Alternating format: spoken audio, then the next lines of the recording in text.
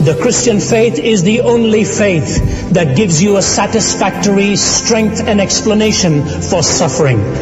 Hear me please, I have debated many a Hindu scholar. They have never been able to give the answer to the origin of evil. You ask them, ask any one of them. I have debated some of the shrewdest one of them. The last one I debated had personally authored more than 100 books. He had no answer for it. He said, we've got to live with brotherhood. I said, I agree. But my problem is I see more hoods than brothers. I said, would you explain to me where this hoodishness comes from? Would you explain the origin of evil and so on? And so what has happened in some of these systems, they end up punishing you. Every time something evil comes your way, they force you to believe something wrong was committed by you, and therefore you're paying the price for it. And every time something tragic happens in our lives, there's always somebody who wants to point a finger at you. Every time a child goes astray, someone wants to tell the parent, you've got this done all wrong, you did this, you did that, that's where you're paying the price for it. No, ladies and gentlemen, the problem of evil is a complex issue on its own. But let me funnel it down to the narrow experience of human suffering and show you how Christ alone gives you this answer. Comes out of Waltham, Massachusetts, a woman by the name of Edith Taylor. I think it was Guidepost magazine that had published it many, many years ago. I tried to make some notes, and this is what I remember of it. She was married to a man, had a family, and then her husband went over to Japan. And when he went to Japan, letters would come regularly, they would correspond, and the children and the wife used to look forward to the letters. When all of a sudden the letters stopped coming, several weeks on end, suddenly one letter comes saying, you're not going to believe what I'm going to tell you, and whichever way I break this news to you is going to crush your heart. I've fallen in love with another girl back here. I'm not going to be coming back home. The heart of this woman was broken. For many days she didn't break the news to the children.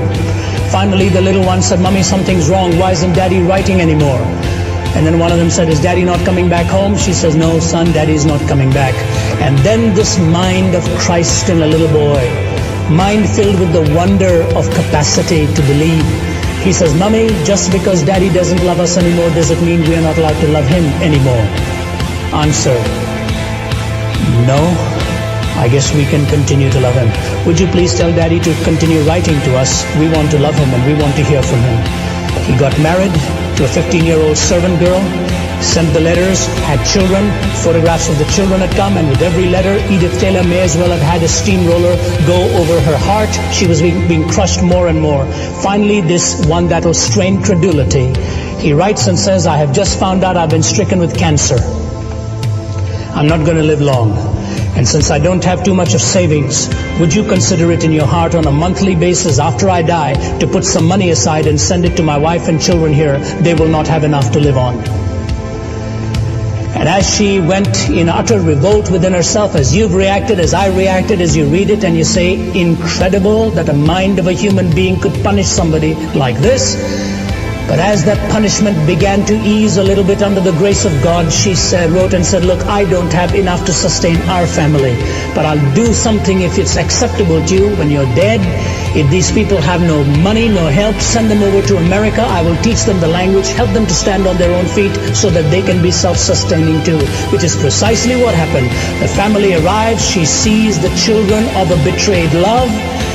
For some time unable to contain it, but loved them as Christ would have loved them, raised them up, set them up on their own feet, and she culminates her testimony by saying, in that dark, dreary, hellish situation, I thank God for the ray of light and hope to share some of the love of Christ in this very dismal setting.